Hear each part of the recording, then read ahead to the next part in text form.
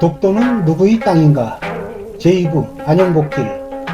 안영복길은 조선 숙종 때 울릉도와 독도가 조선의 영토임을 일본 막부로부터 공인하도록 활약한 어부이면서 민간인 신분의 외교가였던 안영복을 기념한 길로, 그는 동래부 출신으로 동래 수군에서 능로군으로 복무하면서 일본인 집단 거주 지역인 외관에 자주 출입하여 일본말을 잘하였습니다.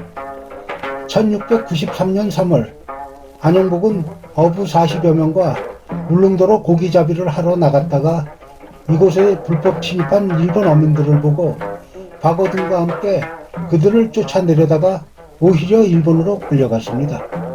그가 일본에서 호키슈 태수와 면담하게 되자 태수에게 울릉도가 조선 땅임을 강력히 주장했습니다. 그의 주장을 호키슈 태수는 에도 막부에게 보고하였고, 결국 막부로부터 그런 작은 섬을 무력으로 빼앗는 일은 지극히 쉬운 일이지만 그깟 섬 하나 때문에 이웃나라와의 교린을 해치는 것은 옳지 않다고 하여 울릉도에서 어로행위를 하던 어부들에게는 일본 동해안으로 어장을 옮길 것을 지시했습니다. 당시 일본 어부들은 배가 국외로 나갈 수 있는 도해 면허를 일본 정부로부터 받아야만 울릉도 부근으로 가서 어로행위를 할 수 있었습니다. 그런데 현재 일본은 도해 면허가 울릉도와 독도를 실질적으로 지배한 증거라고 주장하고 있는데, 도해라는 말 자체가 자국을 벗어나 타국으로의 항해를 의미하는 것입니다. 그리고 에도 막부 당시 일본 자국 내의 섬을 도항할 때는 별도의 도해 면허장은 없었습니다.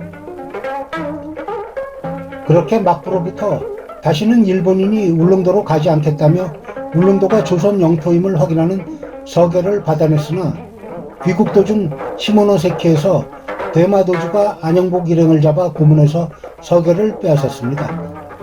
당시 일본 측에서는 울릉도가 사람이 살지 않는 무인도로 잘못 알고 있었기 때문에 대마도주는 울릉도를 차지할 목적으로 다케시마에서 조선 어민의 어체를 금지해달라는 것으로 막부의 서계를 위조하여 조선에 요구를 했습니다. 이에 조선에서는 울릉도는 조선의 땅임을 명백히 밝히고 1694년 일본의 무례함을 실책하는 예조의 서계를 전달하였습니다.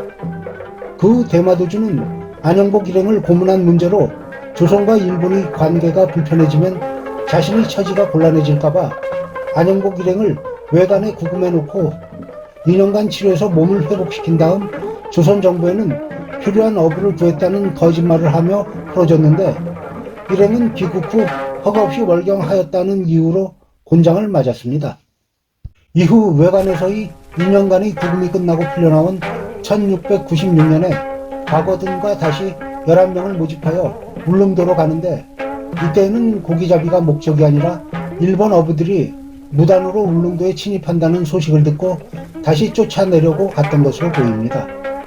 안영복이 울릉도에 도착해보니 일본어선 여러 척이 불법 어로행위를 하고 있었는데, 그걸 본 안영복은 일본 어부들을 공격하게 되었고, 어획물을 가지고 도망가는 일본 어선들을 송도를 지나서까지 쫓아간 끝에 결국에는 일본으로 가서 다시 호키슈 태수를 만나 자신을 울릉우산 양도 감세관이란 관원이라고 자칭하고 3년 전 막부에서 일본 어부들이 월경을 못하도록 하겠다는 약속을 상기시키며 항의했습니다. 그런 사태로 인해 안영복이 쫓던 일본인 어부들은 호키슈 태수에게 붙잡혀 월경죄로 모조리 사용당했다고 합니다.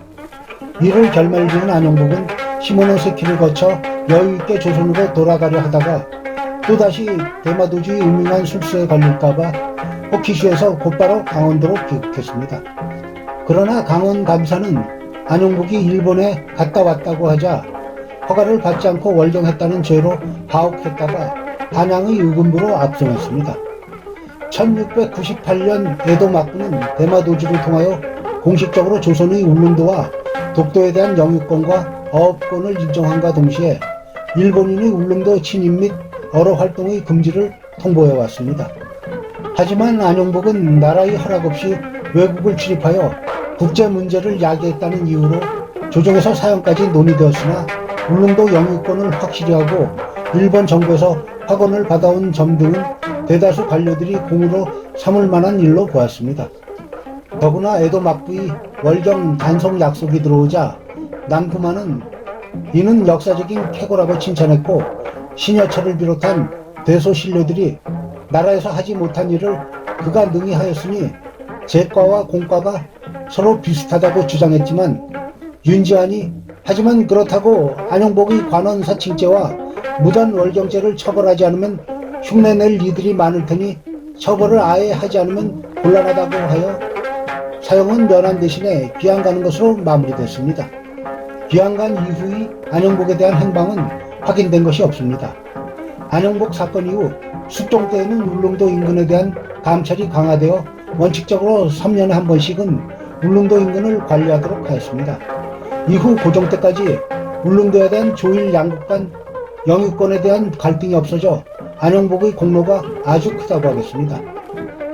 다음 제3부에서는 울산의격 전후에 대해 알아보겠습니다. 다음 편으로 만날 때까지 모두들 행복하시길 바랍니다.